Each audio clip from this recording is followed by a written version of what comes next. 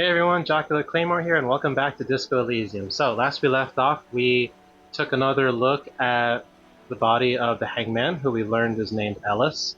We found the bullet in his head. We are making headway, so we examined the bullet, and we're now looking for the weapon that it came from. Hopefully it's not the rifle that we found and sold a while back, but we'll just have to see. We also just finished speaking with Cindy the Skull, and she gave us a lead on where the gloves are. Young Lily, the girl in the fishing village, has them, so we're going to go there next. And we also established contact with her as a communist as part of our task of connecting with our comrades. There's a meeting tonight that we'll have to attend, but we don't have the password for it, so I guess that's just something else to do. But, oh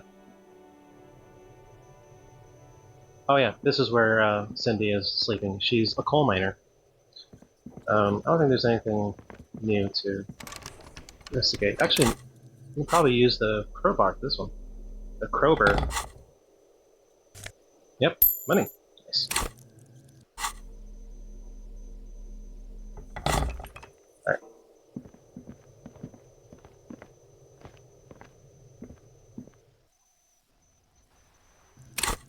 And just to look at our tasks again, so yeah, we're looking for the firearm that shot the bullet. We got a death smell on us from examining the bullet, so we're gonna have to shower tonight. We're gonna go to the fishing village now. And yeah, we can keep finding comrades along the way and find the secret password. Okay. We also learned that we can send the body off to processing, but Kim will leave the party for the rest of the day. So we're not going to do that just yet. Thank you, Odyssey. We could talk to Joyce again, but I'm not really feeling it now. So we need to get right in front of the whirling rag, since that is one of the fast travel spots. And travel to the shacks. There's Isabel. Young Lily is in this house, or was. Hello, mister. Okay. I heard there was a girl here who has armored gloves. Is that you? Oh, I had gloves. Very big ones. Heavy, too. Where did you get these gloves? Found them when Lemmy and I were playing hide and seek. In an empty house. Where no one lives. I think someone hid them there. She doesn't want you to think she stole them. And where are the gloves now? I hid them. The twins were going to take them. They're stupid. She lifts her stuffed toy up and looks into its one remaining eye as though searching for confirmation. We're going to need those gloves. It's for important police business. Oh. She doesn't seem to understand, but the lieutenant's tone has conveyed to her the important part. They're in my sandcastle. Behind our house. Understand? You can break the castle. It's not very good. Thanks, Lily. Bye! Alright, so it's behind the house. In a sand castle?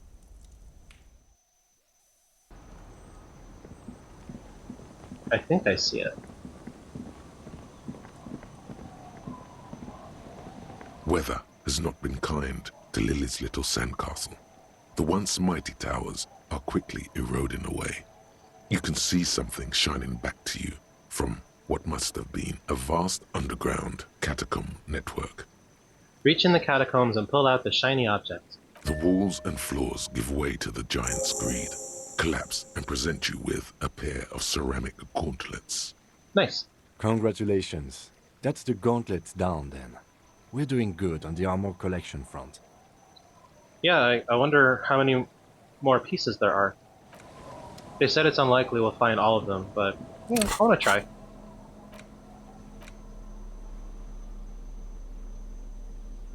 We could wear them. And yeah, we found the cuirass a while back. So I guess from the top of my head, I'm imagining the armor, so there must be a headpiece, there must be arm pieces, and crotch piece? I don't know. Alright, what else can we do? We haven't analyzed the site of the murder. We tried before, but just couldn't. Maybe we'll try that again.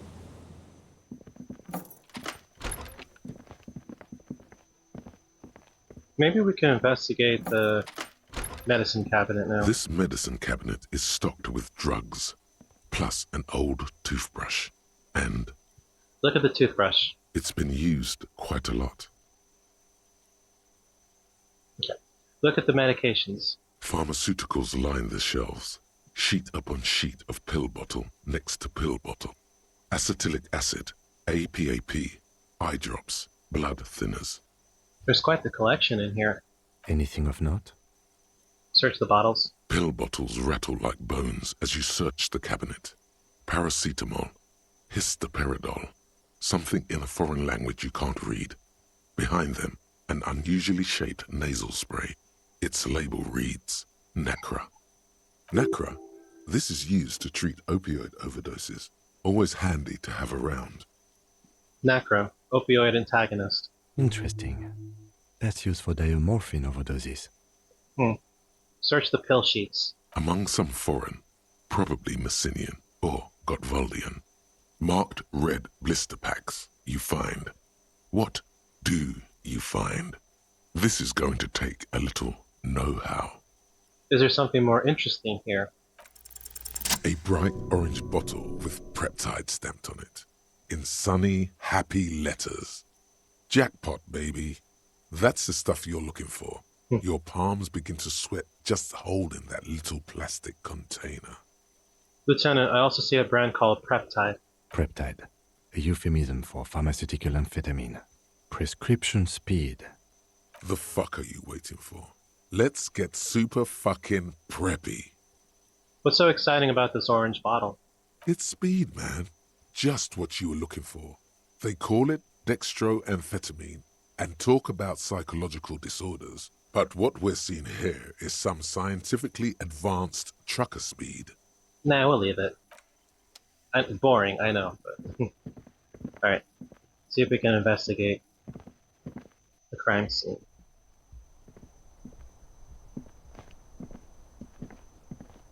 I guess we can look out the window again. This window is pristine on the inside, unlike the one next to it. Light from the desk lamp reflects off the glass in an untarnished golden halo. What happened here? Golden light melts away into the blue, glassy darkness of your mind. In it are two neon-lit shapes, a man and a woman on the single bed. This is cool here, this artistic stylization of the crime scene. I like it. A two-hearted spider. What position are they in? Like the witness said, the man is kneeling, the woman is on her back. It's the night of March 4th and a shot has just been fired. The man looks directly at the woman. The shot's possible directions converge in his mouth, a ray cast from somewhere outside, entering his brain, ending him. Where does it come from? From the roof outside, location A prime. The glass fractures around the bullet hole. Shards face inwards like a corona behind the woman's back. Inspect the ghostly figures. The man does not know the bullet has entered his brain. He never will. Death comes faster than the realization. Have a look at point A, the roof. The ray cast from the man's mouth unravels into a fan of possible directions, all on the roof at first. The shot could have come from any of them. This is composite location A prime, most likely of the origin points. Shouldn't there be gun residue outside? There could have been. Then the rain and slush and wind washed it away. This was more than a week ago. So I'm what, 80% sure the roof is where the shot was made from? 72%, with an antique weapon that fires military-grade ammunition. A Belmagrave rifle, for example. This is a good short distance, but not too short. The perpetrator aimed with their back against the railing, or possibly kneeling for precision. This would explain why it only took them one shot. Against the railing. Yeah, so they were super close, I think. The lights were on in here. Outside it was dark. It was like shooting fish in an aquarium, a well-lit aquarium. The victim opened his mouth to let the bullet in. Neither of them would have seen anything outside, in the darkness, too busy with their own bodies. Could the shots have come from inside the room, a closer point? Point X would contradict the woman's testimony, rendering the entire proposition void. These figures would be wiped out, Detective. Are there any arguments against A prime, the roof? None that you've found thus far, but that doesn't mean there aren't any. Could there have been another point of origin further away? That's a 28%, yes. In this model, the shot could have come from a greater distance. Nothing excludes the possibility. Should we extrapolate to include every possible point of origin in Martinez? Extrapolate we shall. According to your map of the district, this shot could have come from a wide angle of locations, starting with the northern edge of the abandoned boardwalk, ending with an islet in the bay. Let's call them B prime. More precisely? B prime for boardwalk, B double prime for Land's End, and B triple prime for the islet, Detective. There may be smaller points in between, but those are too fine to zoom in on. Have a look at point B, the boardwalk. 700 meters away. The likeliest of these B positions, 20% chance. A skilled sniper could have made the shot, provided he had a safe sniper's nest. Even with the light on inside, we're talking military training. At that distance, the perpetrator would have had to take wind direction into account. Have a look at point B, Land's End. 1.2 kilometers away. The least likely of these positions. Let's say 3%. A truly skilled sniper could have done it, possibly from a tent. No, too far-fetched. Have a look at point B, the islet. 1 kilometer away, a point beyond the docks, on an islet in the bay. The fort is ruined, but the perpetrator may have found a stable spot on the beaches surrounding it, where the concrete crumbles into the sea, as you saw in the coin-operated viewer. The shot would have been a small miracle, 5% likelihood. There is an extremely narrow field of view from the bay to the window, between Rue de Saint-Ghislain 10 and 33A. The angle would have been extreme, and access to the islets is questionable. Kim, do you think the shot could have come from further than the roof in Martinez? From where, precisely? Let's say B prime, B double prime, B triple prime. I see you have given this a lot of thought. Are those the locations you've singled out in addition to the roof? And what is the likelihood, in your opinion, that it came from a further distance? I'm just being thorough. Okay, well, we should see if there is gunshot residue or sniper nests if we go down the coast. We have a Roll these lead. spots out one by one. It would be the diligent thing to do. Until then, personally, I'm going with the roof version. A simple hypothesis can be wrong, but it's something to build on. Okay.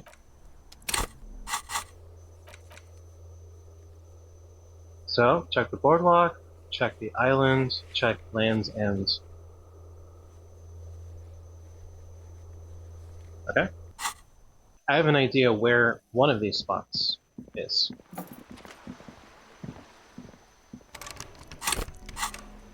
Let's get our crowbar.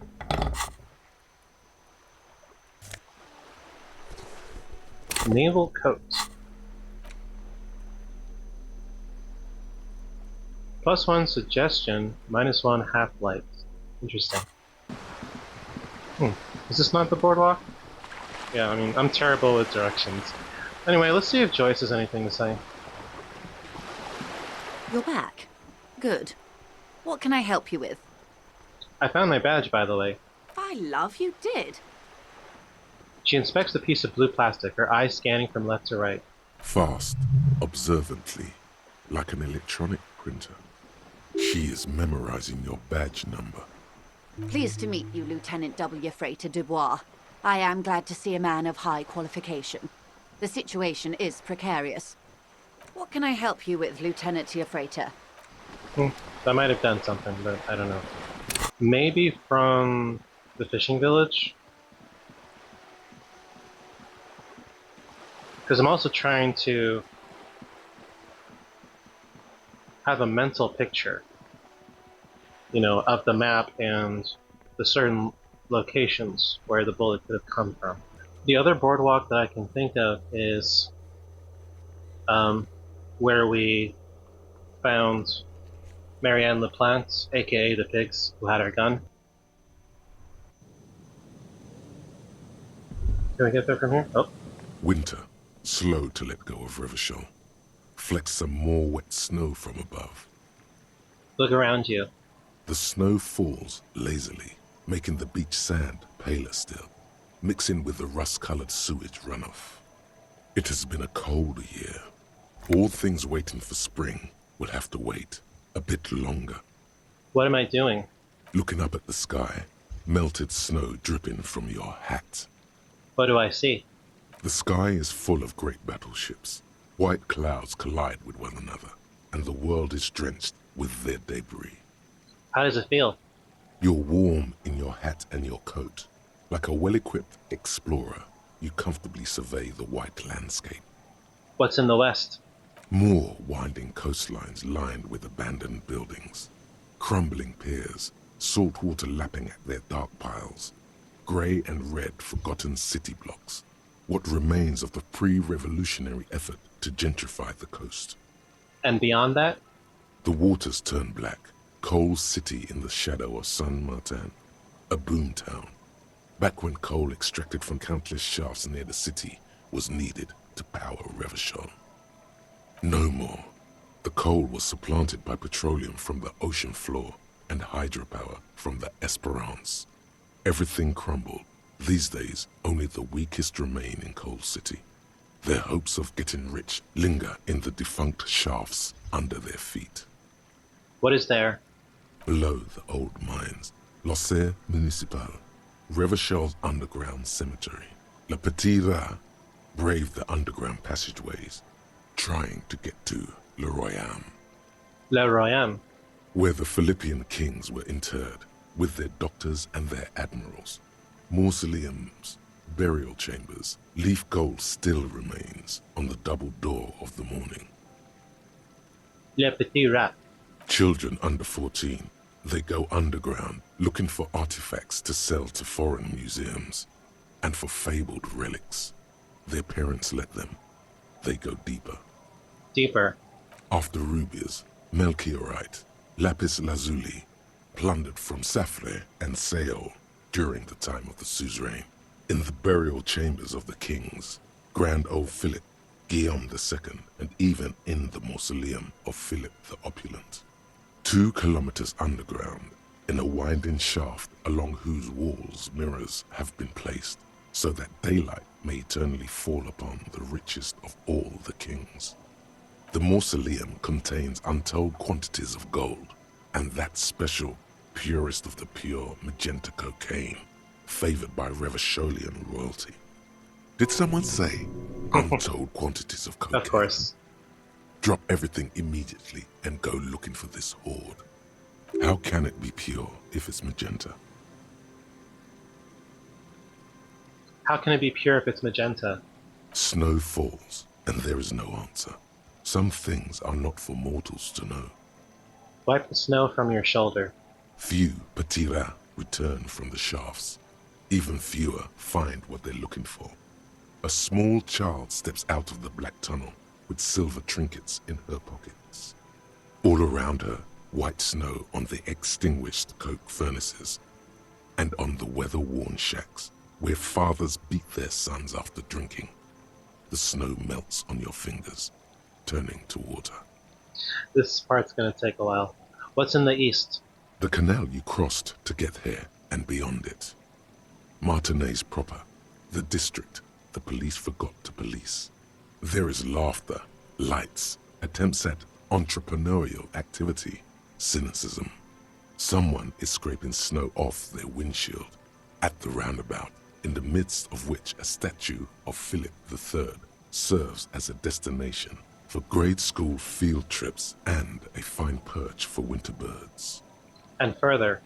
A fenced-off yard. There's a truck belonging to a logistics company parked next to the gate. Bright light from a building behind the fence reflects off its hood. Clean white light coming from the windows of a clean cube-shaped office building hidden amidst ruins. A secret. What's in the north? The abandoned church, its walls covered with hoarfrost now. One of Lissette's sœurs. The other 6 sisters were destroyed during the revolution. And further north? A serpentine strip of land weaving its way into the Martinez Inlet. Unfortunates on the run from the law, from themselves, sometimes hide out on nearby islets. Little dots in the ocean that are occasionally submerged when the tide is high and the weather foul. And on the islets? The remains of a camp on a jagged piece of rock, a tent, old dishes and cutlery, long since abandoned. A hermit crab scuttles among the debris, looking for a new shell. Another crab's treasure. Crab souls. I do want to play that game. Further out, the lights burn bright on Resurrection. Way beyond Martinez, a popular spa destination for ample-bodied Ozon kids with equally ample pockets. And on the other side of the inlet? Then there's Ozon, but the snow falls too thick. You cannot see that far. Before that, before the curtains are drawn. The Bay of Revachol, vastness, great depth, over 1,200 meters at its deepest. Water air-brinier than here. It is crisscrossed by huge cargo ships bearing company logos. Wild pines, Zam, Mauryan, and at the farthest reaches of the Bay of Revachol, the shadow of the coalition warship Archer, on perpetual patrol duty, ready to unleash artillery fire if you were to rise up against the market. You shudder. What's in the south? The raised motorway 881, with vehicles whooshing past one another day and night, while those who reside beneath the motorway attempt to carry on with their lives in the snow and the slush. And south of the 881 is the Pox. The Pox. Was once a park, a place for reflection and recuperation for the patients of the old military hospital. In the 20s, it was used as a quarantine center during a measles outbreak that killed many children. Most everyone has avoided the hospital and surrounding park ever since. You know, ever since COVID, I can never see, mentions of pandemics the same ever again. I'm sure everyone feels that way. All right, what's next? The Pox is completely wild now. Evergreen thickets covered in snow and industrial dust. Feral dogs and even wolves roaming in packs. The police try to keep the deepest corners cordoned off. But still, Heavy drug users do slip through and hole up in the old military hospital, hoping to find something to get high on among the hastily abandoned supplies, or just to overdose in peace. further south. A line of motor garages with armored carapaces hunched in the cold. A mechanic is hard at work, patching up bullet holes in the side of a Capri 40. These are the garages of Precinct 41. Snow settles on the roof of the repurposed silk mill. It serves as your station. Shivering RCM personnel hurry in and out of the main entrance. Around you, the snow continues to fall. To the west, the ocean swells. No, it was home. I want more. The stairs descend to central Jamrock. A man named Cooklove has a snow-covered stall there, in the market across the bridge. He sells kebab infested with fly larvae to your colleagues who Ew. believe eating it will make them immune to food poisoning. Snow falls on the utility district, the library, the florist, the Sarah Mauritian restaurant that offers homemade wine, and also on the brothels and drug dens, and the chop shops of the Zemlyaki. All of this built around a lake that formed in a meteorite strike. At the center of this lake, there is a little ship. There are lights at the bottom of its hull. They are lights directed toward the seafloor, looking for something, like whiskers. For what? A chill comes over you, crawling down your back. The sand under your feet is wet. Somewhere in the south, tarpaulin flap in the wind. What's above? Coalition aerostatics hang like apparition under the cloud cover. Occasionally, lights flash as they maneuver through the falling snow. What's below me?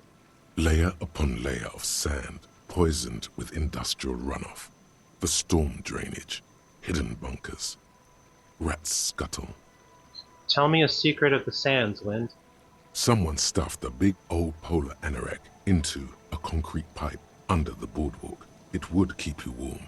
You would probably never happen across it. But who knows? Okay. We should keep moving. Who knows when the snow will let up? I like moments like this where we pull ourselves out of the world, in this case quite literally with that camera zoom out, and we just take everything in, you know? Okay, so I have an idea of the boardwalk. I'm thinking it's where we found Marianne LaPlante. But no promises because I'm terrible with directions and locations, but I think this is the boardwalk. And trying to find any clue about that gun, if it was fired from one of those spots. Alright, let's go to Krober. Postcard.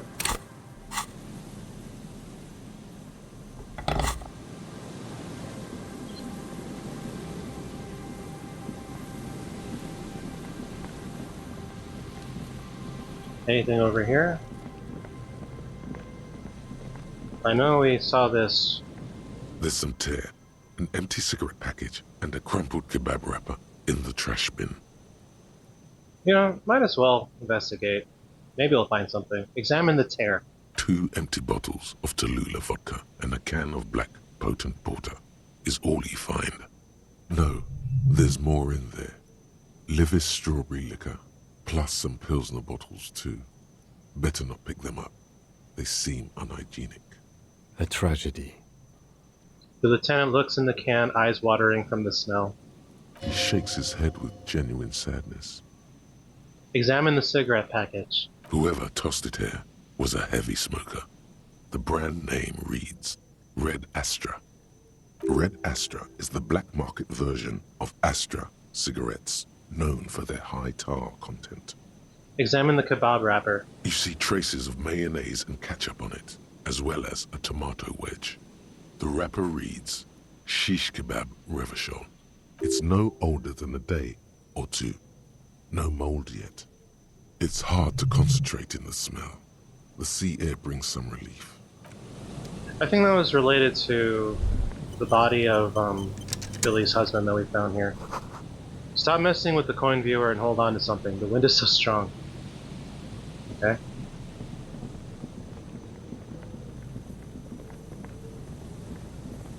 Yeah, I want to investigate those 3 spots, looking for that potential sniper.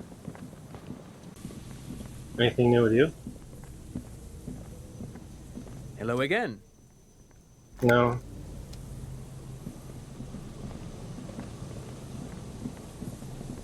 This is hard. I don't know, I don't know where to look, to be honest. Boardwalk, island, Land's End. It's just like, I wish the map had, like, named landmarks, you know? I mean, we only have Church, Fisherman Shacks, and Martinez Waterfront, but I wish we could get more specific. From the angle, I mean, yeah, it could have come from the church or the shacks. This might be new. This barrel has been recently discarded. It still smells of fuel oil. These rusty gears used to turn the whole machine. The chain trails off into the ocean, to who knows where.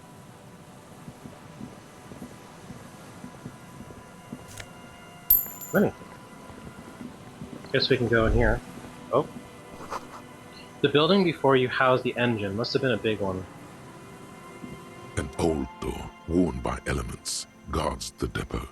The wind has blown a sand dune in front of it. The door hasn't been opened in a long while. You What? see a handle. What is this thing, anyway? It's military. A service depot of some sort. Used to service what? The washerwoman mentioned a depot up the coast. She said it was for moving ammo and cargo across the bay. This might be it. It may have been used to serve as an aerostatic battleship in the atmosphere, or a fortification, like a sea fort in the bay. Could the structure have been used to take the shot? From here to the whirling? I can't see how. The church is in the way. Do we have any clothes that can improve interfacing? I don't think so, but let's see. Yeah? Alright, let's see. Oh. As you fold your fingers into a fist, you realize you could knock anyone out with one punch.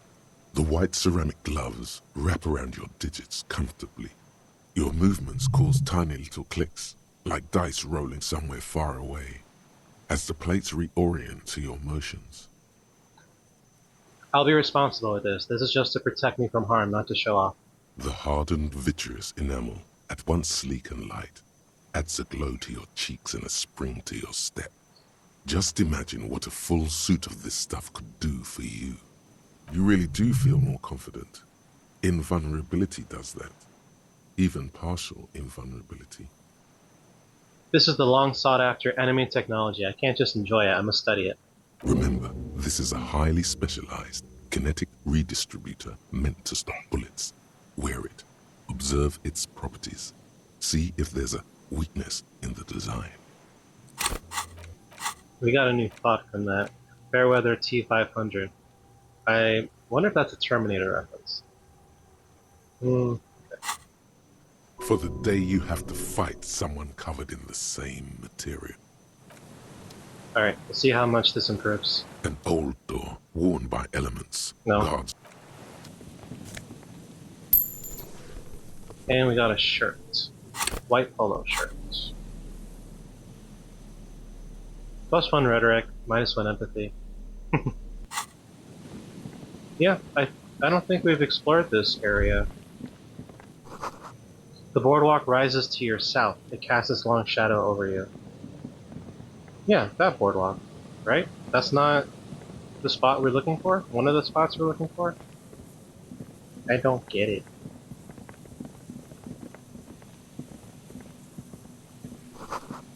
Cigarette butts cleaned away under a rock. Brand Tiomutiri. Oops. Yes? You take a mental note. Tiomutiri seems important somehow. Someone's made a campfire here a long time ago. Oh, okay. Long time ago. A rusted, broken control box for the radio relay tower. This ladder is too rusty to climb. The sea air has eaten away at it. Scented scarf. +1 shivers, -2 physical instruments.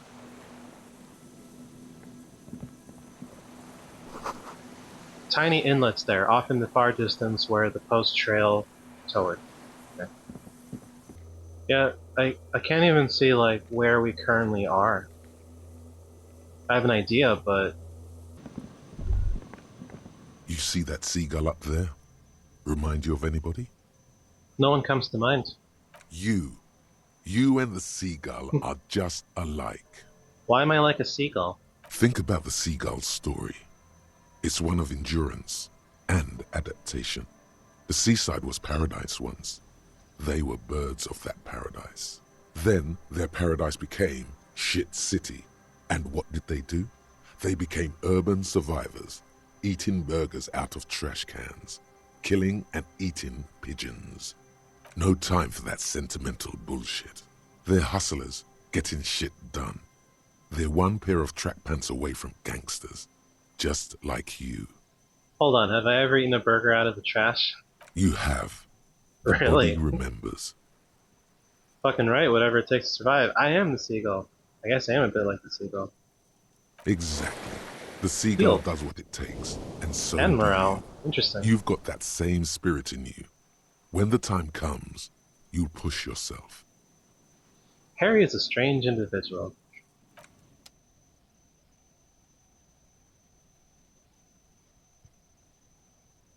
Hello? Is this intentional, or... Camera just moved up here. So I'm moving the camera. Is this a bug? What the hell's going on?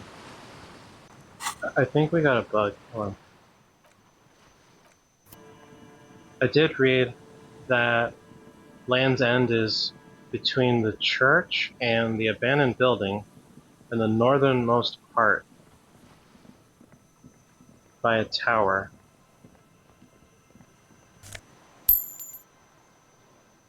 Yeah, it's doing it again. What?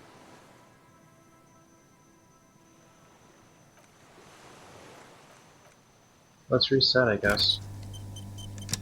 It's so weird. The northernmost part.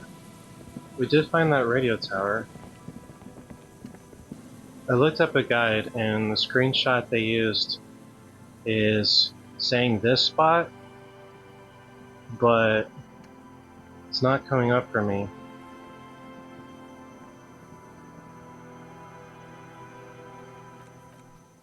Gonna reset the game.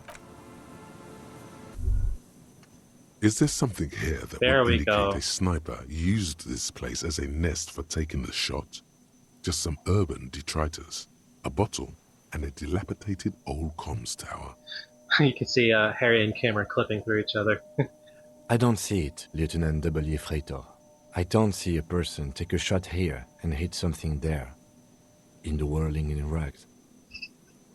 Maybe the campfire was used by the perpetrator? To warm his hands before pulling the trigger? Perhaps. But anyone could have made this. The coast is specked with fires this time of year.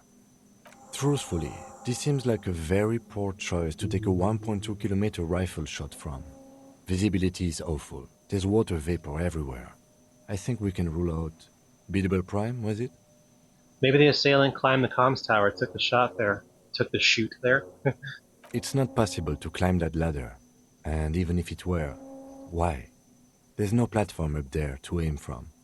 It does look extremely rickety, and wouldn't help much either. What about the cigarette butts? Those?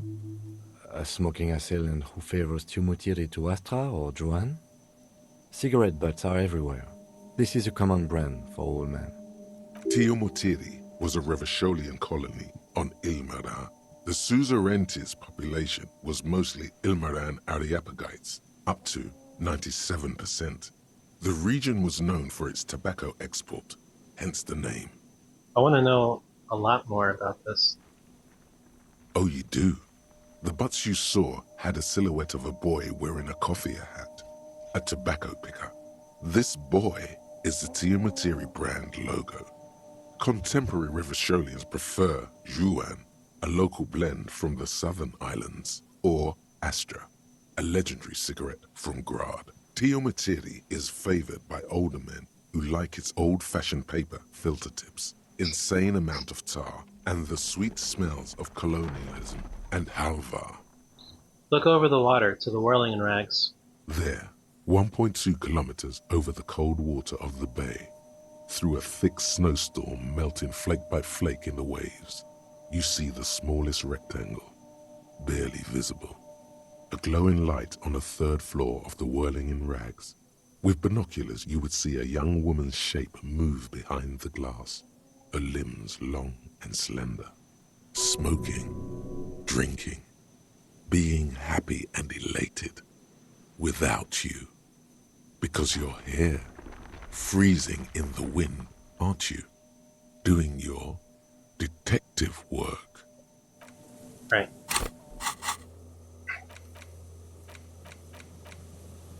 So that checks out Land's End. Okay, so something interesting. When I was looking for help with finding these locations, I found out that they are tied to important plot points, from what I understand, points of no return. One of them being that we need to... Where is it? We need to talk with Titus again. My concern is, we have not fully explored the whirling, like that door, right? We haven't been able to... We're not able to open it at this point. We did analyze the murder site. I believe we thoroughly interrogated Clausier. All this will make convincing Titus, the Hardy Boys. It'll make convincing them a lot easier, right? Alright, let's do it. We're gonna head back to the Whirling and Rags. We need to open that door.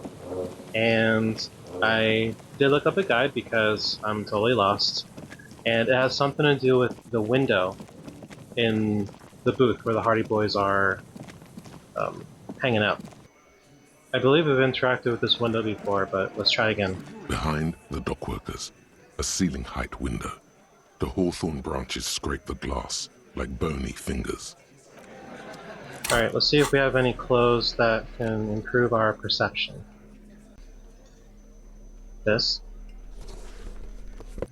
And we have 2 points in perception, so... Alright, we're going to do another manual save. And try again. Behind the dockworkers, a ceiling-height That's much better. window. The hawthorn there's a yellow ribbon tied to one of the branches. Light yellow, faded with time. A tiny splash of color in the blackness of the thicket. Hanging from it, a bronze key. Someone hid the key in the bush and attached a yellow ribbon to make it easier to find. Interesting. It's close enough to the latch up there. One can slide it open and just take it. Surely not a coincidence. Someone's hid a key in the bush. Huh? I need your guys to hand the key to me. Can you let me slide by so I can grab the thing? Titus, can you hand me the key? Can you hand the key to me, please? Let's try this one. And I need the fatty to get his feet amputated because the smell is killing me. We can't always get what we want. God damn it, Dennis. You know I can't help it. Sorry, fucko. These guys won't help you. Looks like you're gonna have to go bush diving. The hawthorn's got a bitch of a bite. I'm gonna enjoy the sight of you in the bushes out there.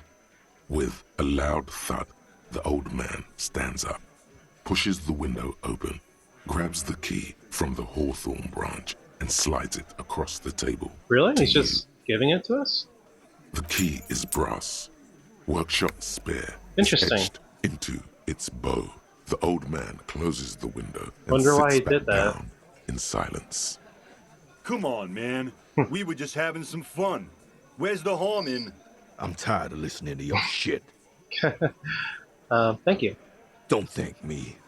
I don't give 2 shits about your key. Does anyone know why this key was hanging right outside the Union Box window? Didn't even know it was there. Boys. No idea. Never even seen it. Someone must have hidden it there before this room became our place. I wonder what doors does it open. It could open the door in the kitchen. The blue door. It says workshop spare. Maybe there's a workshop there? It's worth a try. Alright. Let's give it a try. You see a heavy steel door with a prominent dimple lock. It's painted blue. The key fits the dimple lock. It takes a bit of effort to turn it after all these years, but then the lock clicks. Dust rises before you like mist. A tomb? Haunted by regal spirits from distant ages. No. Smells like engine grease and cut wood. A workshop. Alright. Let's do it.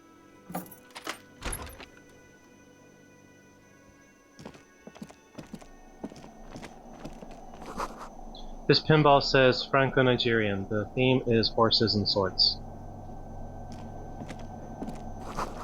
This pinball is white Diora. The back glass shows a female figure in mourning. A note. NB. The spare key is tied to the bush outside the corner room window. NB, huh? Got some money. Over there, in the corner. The pinball machine? Not just any pinball machine. This is the pinnacle of pinball. Cornelius Gordy and the Mountain Goats. It's lit. You can't wait to get your hands on it. Let's take a closer look. Ah, great. Cornelius Gordy and the Mountain Goats reads the golden lettering on top of the back box. There's a small column of text underneath. The machine is coin-operated. Get the game on, Fingerboy. Those flippers are ready. Lean closer to read the text. Above the painting of a mustached man climbing a hill, a column reads, inspired by the legend of Cornelius Gordy, taken on the world's tallest peak, Corpus Muindi. The Mesk legend holds that when the nation is in danger, heroic Gordy shall return and save his people. Inspect the playing field. The theme of the game is to explore Gordy's climb through the perspective of goats and to ascend to the top of the mountain in a time of trouble. The peak of the mountain is at the top of the playfield. All the balls have small goat icons on them and represent the goats as they race up and down the mountain. Areas around the playfield represent Gordy's climb, places he was said to have camped, which the goats can discover. Get them to the summit. What's with all the goats? Indeed. Think of them as bulls. Alright. It takes a while to get into a rhythm, but pretty soon you're able to keep 3 goat-faced bulls in play with relative ease. Go, go, Fingerboy. I feel sorry for the goats. If they only knew the kind of guy old Cornelius really was. Wait, what kind of guy was he then? The kind of a guy who uses the word savages a lot when recounting his travels. A masked nationalist. A racist mountaineer? An avid huntsman too. He was often photographed in his dining hall, surrounded by wall-mounted hunting trophies from every continent. That is not cool. He also hit his wife and kids. Other people's kids too. Sometimes pets. Hateful little man. Yeah, what a shit. But you seem to be having fun. I'm pretty good at this. Your game is definitely improving. The jolly goats are flying all over the board, and although a few plummet to their deaths, suddenly a special passage leading to the summit slides open at the top of the board. This is where the balls need to go. Yeah, that's where the balls need to go. Concentrate and aim for the narrow passage. Maneuvering a goat ball into a position for a perfect hit isn't easy. More fall to their deaths. But finally, the opportunity presents itself. One of them gets through. Tiny hammer shatters something inside the machine. Something glass. The words "Pale Rupture" light up on the speaker panel, and the machine starts filling with a thick, milky fog. Something's happening. Congratulations. This is where the game ends. It's a cheap way of getting more money out of the players. A stupid, nihilistic finale. There's so much fog, you can barely see anything. Some is actually leaking out of the machine, and one by one, your goats start slipping, disappearing into the milky nothingness. This can be navigated. The balls leave almost imperceptible disruptions in the fog. Use them to calculate where they hit next. You're down to your last goat, going mostly by sound. Eyes are useless at this point, but that goat is something special. 5 times you snatch him back from the jaws of death. You're in a perfectly balanced system where neither you nor the pal is able to get the upper hand. This could go on forever. We'll just stop. I was just curious to see what happened. Okay. I've been wondering the same. There goes nothing, Fingerboy. Alright, well, I'm glad we didn't lose morale over that.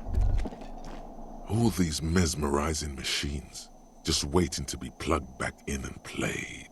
Run your finger across the dust of the white Diora machine. Feels like it might jump back to life any moment. The lights illuminating the white-robed woman. What's white Diora? Some kind of inane pinball theme. probably related to Messina during the DeLorean age. The history themes are the worst. Deora was one of the 3 crown cities of the DeLorean era, on the Muindi Isola, the others being Ria Silvia and Advesperasket.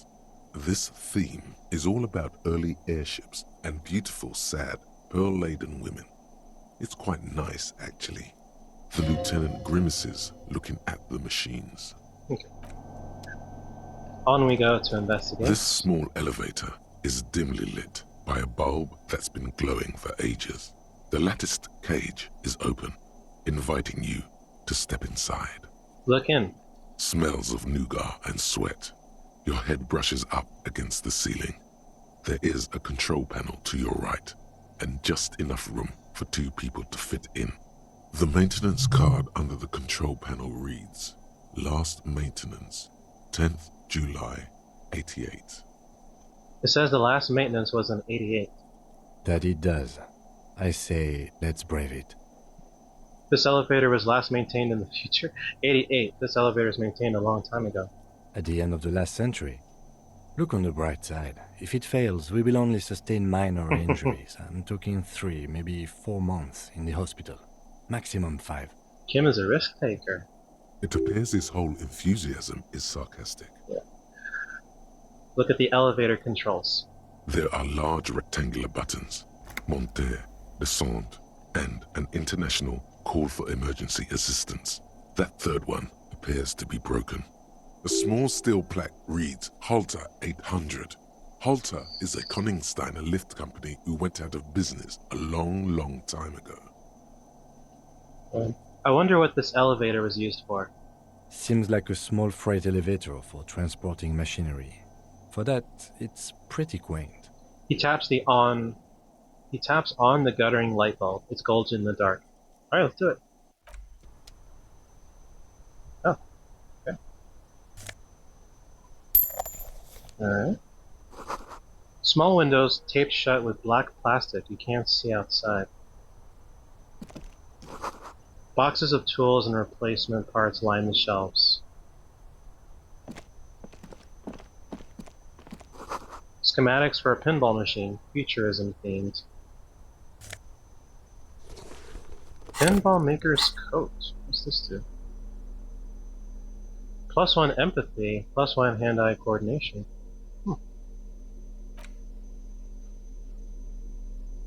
Alright. What else? The pinball machine has been taken apart and gutted. So this is where they brought 40 pinball machines to fix them up, a long time ago. Everything is covered with dust now. The lieutenant looks around the dusty, crowded room, inspecting the tools on the shelf. This used to be a pinball workshop. Looks like it. I'm guessing Martinez North 22 used to be a pinball arcade before it became a hostel. There are machines left over. A creak. Some dust falls off a shelf. Downstairs in the hall, next to the main door. One of them even works. I've seen one of the hearties bang away at it. Remember the dice maker? Then that means... Whirling in Rags was once the East Delta Pinball Arcade. This is all left over from that. Ah, yes, as the novelty dice makers said. This has absolutely nothing to do with the case, I'm sure. But I do like a nice little connection. But then it went bankrupt. Your skin crawls from making the connection. Could this mean the Whirling in Rags really is part of the doomed commercial area? If that's true, then our cafeteria manager is not going to like it. We should tell him what we found up here, omitting that suspicion. Saw that? He does not appear to be the kind of man who likes his establishment to be part of a neighborhood ghost story about bankruptcy. Okay, so we'll talk to Gart. Stupid superstition. But still, it would be interesting to see what the cafeteria manager thinks of this. It's not a ghost story. It's a curse, and Gart ought to be made knowledgeable so he can perform counterspells. Looks like they gave up on fixing the pinball machines at some point. At some point, 20 years ago, 15 maybe, before pinball went out of vogue. Okay. tracks. You clearly see footprints in the downy carpet of dust covering the workshop floor. Jackpot. These, unlike everything else here, are new. Someone's been here within the last week or two. 3 weeks maximum from the dust coverage. It could easily have been 1 week too. You know, officer, the Blue Door was a mega investigation after all. It has now converged with our main investigation, which I would say is quite large. Okay, what does this mean? It means someone snuck through what seems like a secret route leading to the roof. The roof from where you can shoot our victim. This is significant. These prints, officer, could be the prints of our killer. And if not, at least they're a good argument for this Ruby doing it, to present to Titus. Let's have a closer look then. Large prints, most likely made by boots. The size is hard to determine. Sole could be bigger than vamp. The soles have left a pattern, uniform, horizontal lines. One person has been here. They've gone back and forth. The tips point both ways. This print is unlike one left by a regular worker boot. It is not a brand sole with logos on it. It seems custom-made or old-fashioned. Shoe size is 41 to 42, maybe 43. It could be a large-footed woman or a small to average-footed man. This is, unfortunately, the worst, most vague shoe size there is. The prints look like one person went back and forth. Between that and that. This print doesn't look like the odd-soled prints we found at the Hanging Kin. The size looks about the same, actually. They're not the same shoe, but they could be the same person. I wouldn't rule out Ruby coming here yet. This isn't an argument against her. People change shoes, you know? But it's not an argument for her either. This doesn't look like the workers' boots from the Hanging, does it? No. These little horizontal lines are different. They look custom-made to me. Or some kind of foreign print. Hard to say. Still a boot, though. Okay. Everything around you is quiet. The prints crisscross the workshop floor. Alright, what's next? There's a tiny hole in the wall. You see a bedroom on the other side. You can almost see the shape of a man and a woman writhing inside, bathed in drug sweat and dirty linens. Bottles lie around everywhere. Oh yeah, that's Quasi's bedroom. Wow. Also, Harry's doing this weird, bouncy thing. I think I can see into Clausier's bedroom from here. You can barely see through. Better not to jump to sensationalist conclusions here. Who's being sensationalist? I'm just... Kim, chill. The footprints on the floor, however, definitely suspicious. Boring footprints. I want to jump to sensationalist conclusions. What were those people doing in there? You lean closer to the peephole instinctively. I bet they're doing something quite unnatural there. Sensationally unnatural. Okay. The door is small but heavy looking. It's barred from the inside. So what's on the other side? I think we know. Unless we've veered off into a folded M dimension, I'm expecting to step out on the roof. We could ask Glacia about this route. See how she reacts? Mm-hmm. Folded M dimension. A reference to the popular science fiction series, In System. Look who's in a good mood suddenly, and reads science fiction. Unbar the door.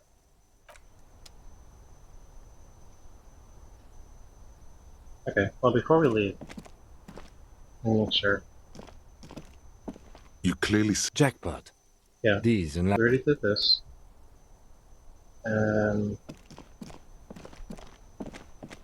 Yeah, I guess let's do a save here. And talk to Claudia.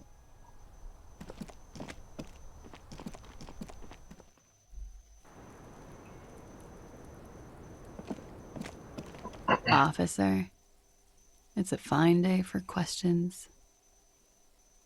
I need to talk to you about your room. Yeah?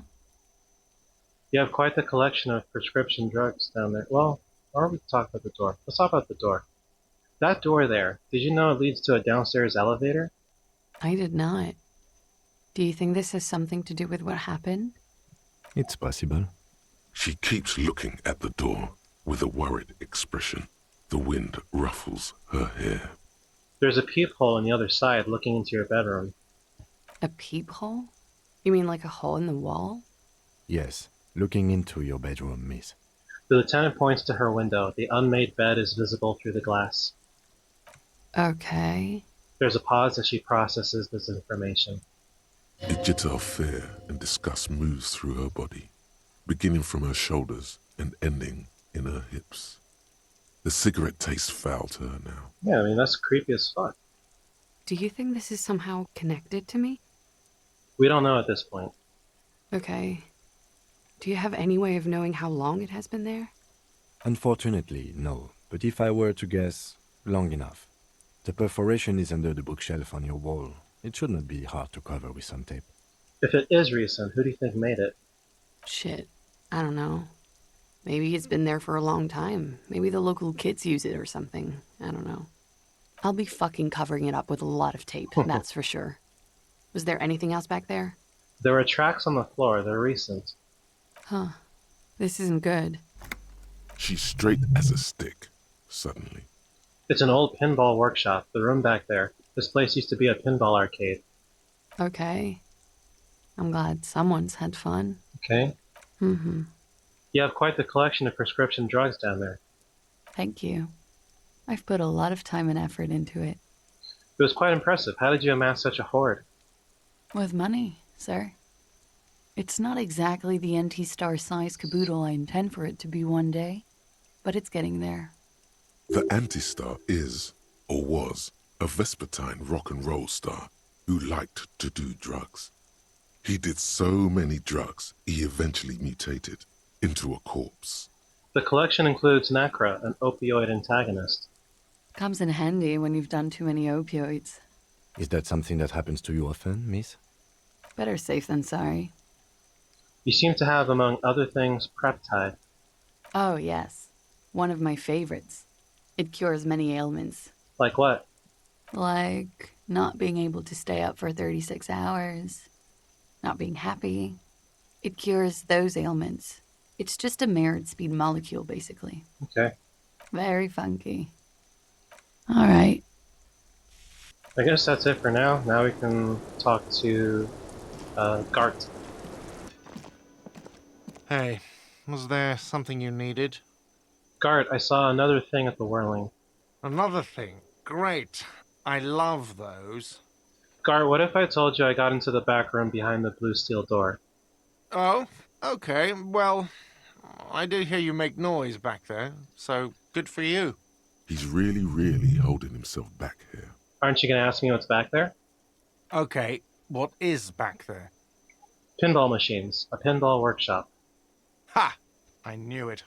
I've always wondered where those machines by the door came from. And they told me there was some kind of pinball thing here, too.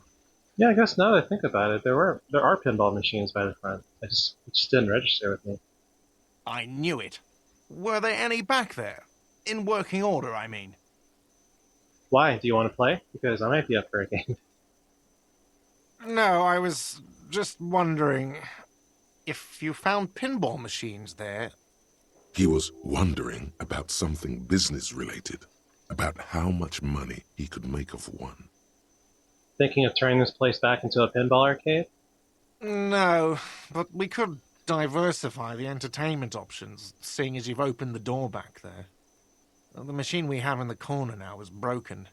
It wouldn't hurt to get a little life in here, other than the hellish karaoke machine. That one's always causing trouble.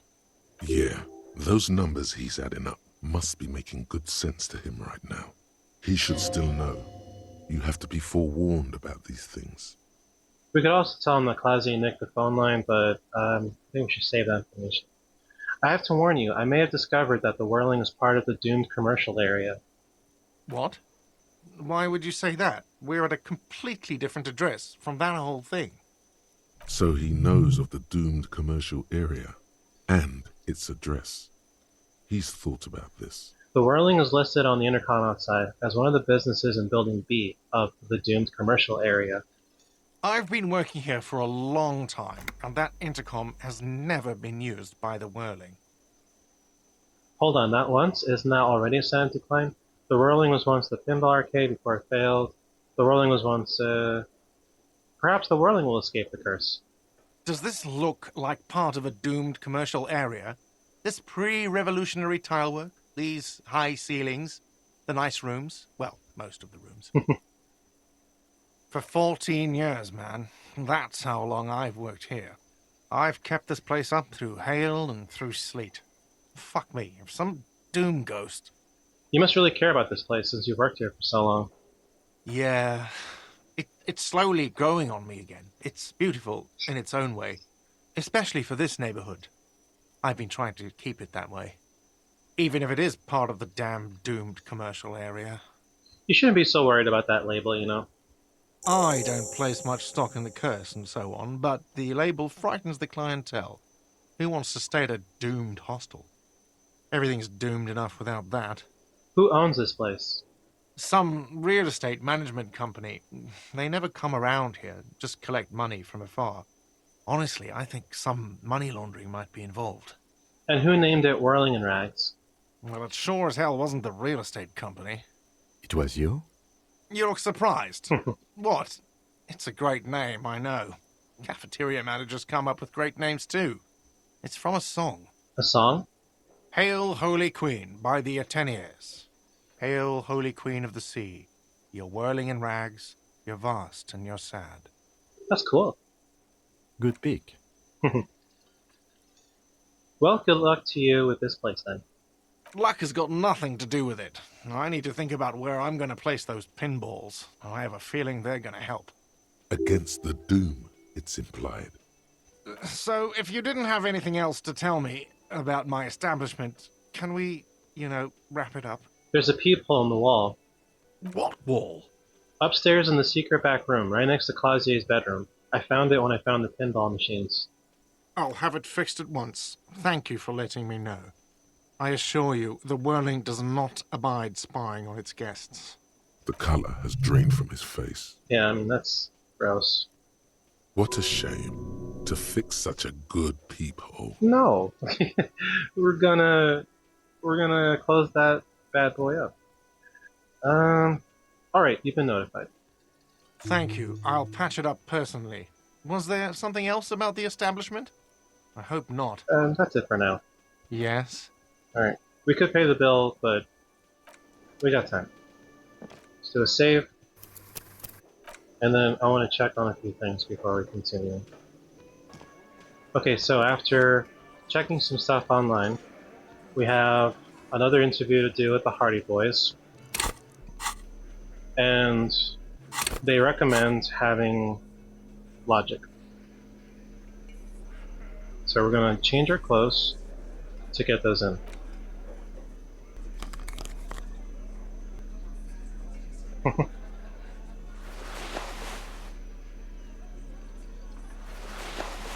Alright, let's give it a try. It's you again. What is it? And we already investigated the crime scene, so this should help. Okay, I talked to Clausier. Now I need to talk to Ruby. Why? Because she's your real leader. You're cuckoo, cop. I'm the only man responsible for this unit. Get with it, or fuck off. Yeah, fuck off! I'm gonna level with you. She's the next link in the chain that leads me to Lely's killer. I've seen her in a delirium. I need to pin this on someone. No, I suspect she killed the victim. A civil war is brewing, and the only way to prevent this is to solve the murder. That means talking to Ruby. She's a suspect in another case.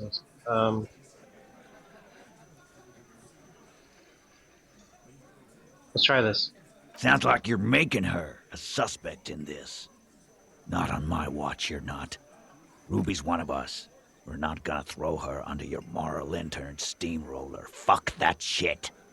And fuck you too, moral Bro. He throws a glance at Titus as the last syllable leaves his lips. The big guy sighs. Ruby is missing. If you hide from the police in a murder investigation, you become a suspect. You know how it works, guys. That's nothing. That's just legalese. You don't even have a sound theory. I don't want to be rude, but we're trying to get some R&R here. Think you could fuck off now? I think we'll keep sticking around, Titus. You'll be surprised at how quickly a theory presents itself if you keep looking. Yep, so we've got extremely high logic. We found the key in the Unibox. We saw the winch outside. Staged like a play. I don't know. Oh, that's what the moral interim bureaucrat. That's how he described it. Reconstructed the scene. +3, we found the secret route, and +1, that Ruby is a drug trader established. Let's do it. A sudden flash of lightning in your neocortex.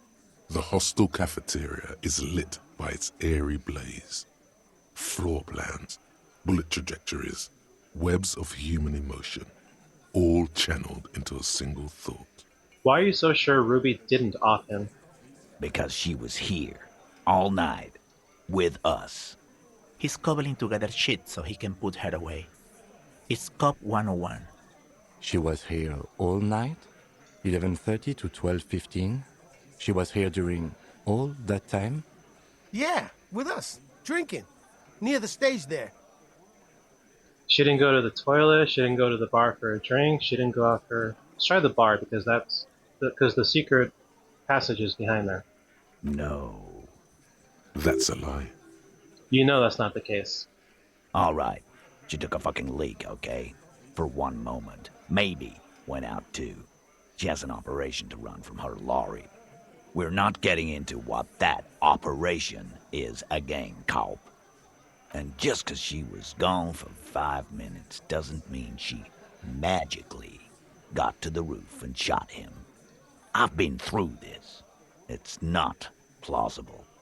All right, we're in. We got Ruby unaccounted for sometime during the window. This was crucial. Now let's place her on that roof. You do agree the shot came from the roof, right? A skilled sandbars could have won. There's a secret route in the kitchen that leads straight to the roof. How? Through what looks like an abandoned pinball workshop. People say there was a pinball arcade here, sometime before the hostel. What was it called, Theo? East Delta Pinball Arcade. Weird place. Went bankrupt. Okay, but how'd you get up? There's no room for a staircase in this building. Or an elevator, for that matter. There is an elevator, actually. The elevator is outside the building. It's an old dumbwaiter used for moving pinball machines up and down from the workshop. From there, a door leads straight to the roof. You can just step outside. Ruby could have gone up, shot him, come down. All under 7 minutes. That's quite the theory. We need to have a look at that secret passage, boys. I'm on it, boss. Right when the law clears, me and Angus are going up there. This makes me wonder, because we had the option to leave the door barred or unbarred. We left it unbarred, so I wonder if that's going to play into the Hardy Boys checking it out.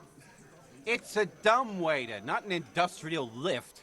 How about I go instead of... Just now. You got something else to back this route up? Or is that it? You do agree the shot came from the roof, right? Why not? You can't draw a straight line into Clausia's window from any of the surrounding buildings. Not from what I know about Martinez. Maybe from the coast. But like I said, I've been too busy dealing with you idiots. So no, I don't think it was a sniper. It was close up. There's a 72% chance that the bullet came from the roof. 72%. There's a percentage and all. Where'd you get it from? Your guys in the lab? Definitely lie. The truth is not credible. Yes, we have a ballistics lab in Quran we consult in cases like these. Wouldn't hurt to have one of those in Martinez. What else have you got? That puts her on the roof. Have you noticed the winch out back on the outer wall of the whirling? I've seen the winch. I'm not blind. You saying it's part of the elevator she used to get up there? That's right. That's wall mystery down then. An architectural mystery. Doesn't much concern Ruby, does it?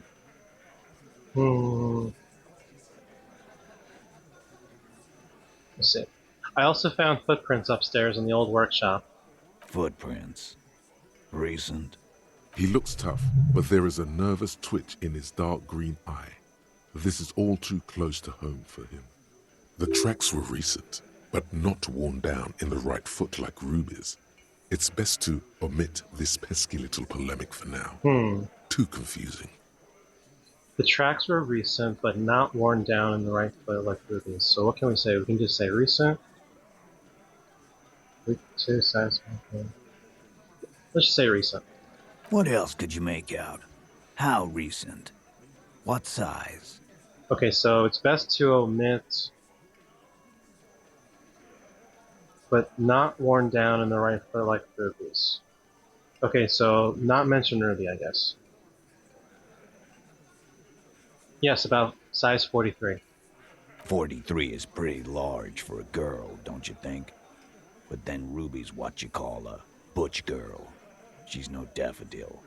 Yeah, but that's what's so cool about her. It's why we've been thinking... I know what you've been thinking, Glenn. We'll talk about it. Once the murder charges have been cleared. Titus, you're not really saying... He's thinking, all right. Glenn gets silence for an answer. Push forward with this theory.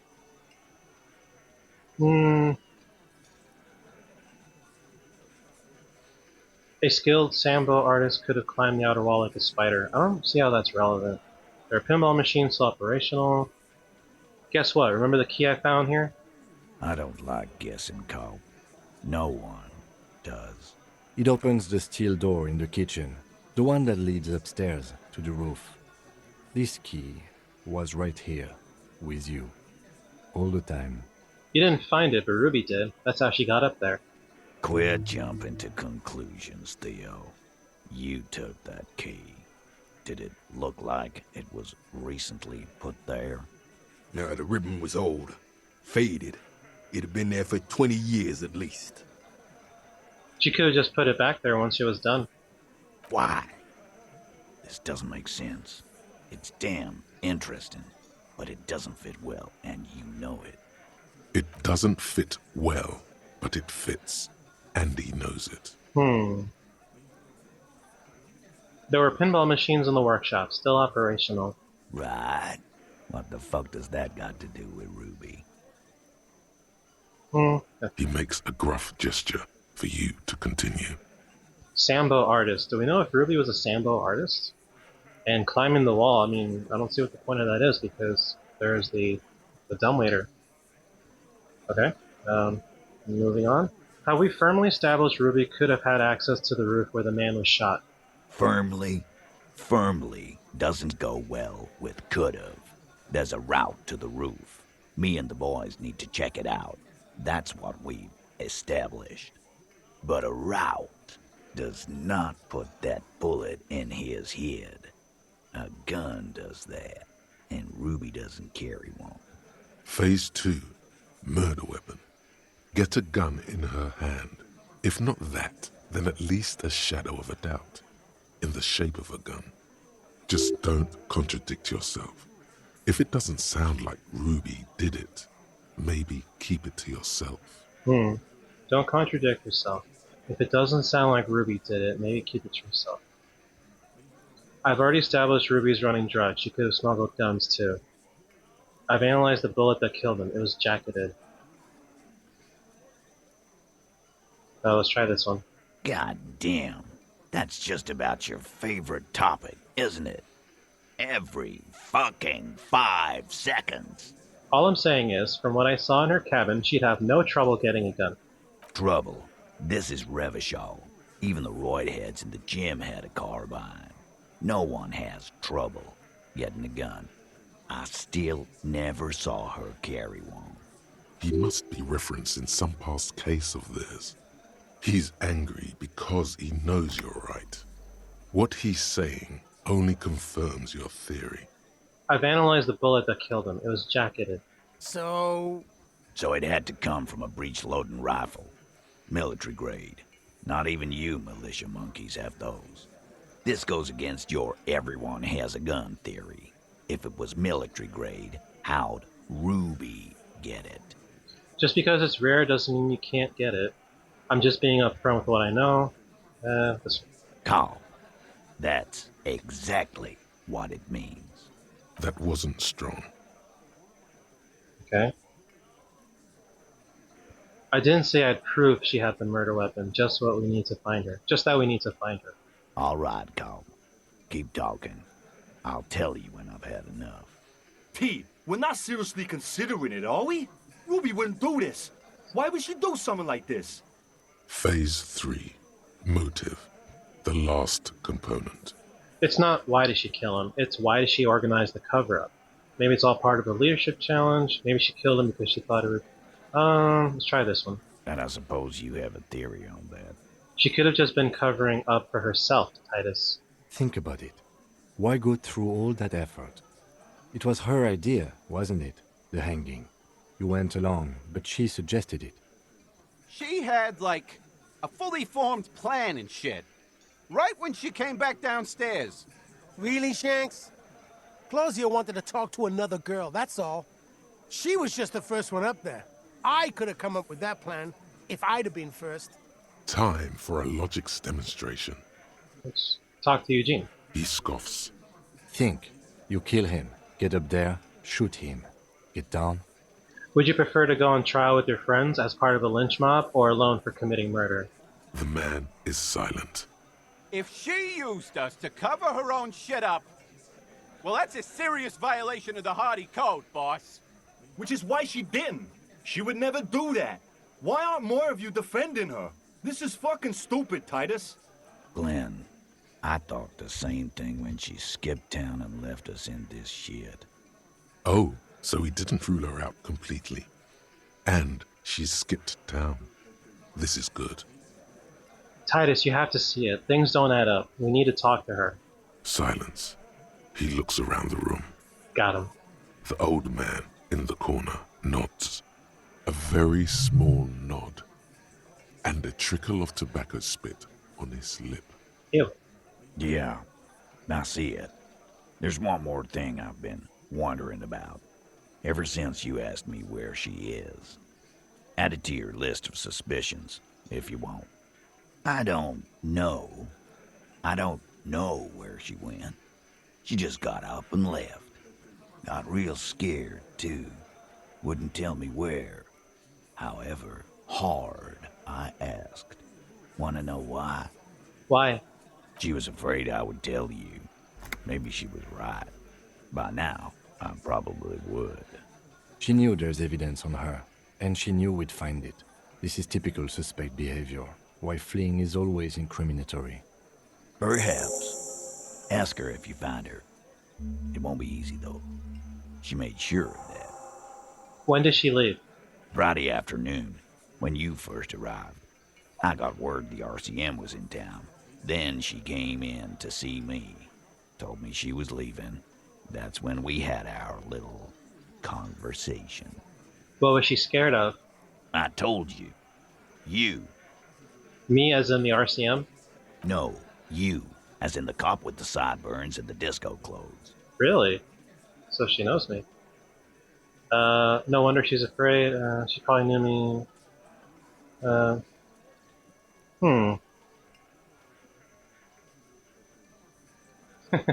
She probably knew me from my singing days. Yeah, that's real funny. She wasn't laughing, though. You know, when I first saw you limp in here, I thought she was paranoid or sniffing her own supply. But now I'm not so sure. What else did Ruby tell you about me? She said you have a funny taste in clothes, and that you won't stop. Won't stop? Until you have something on her.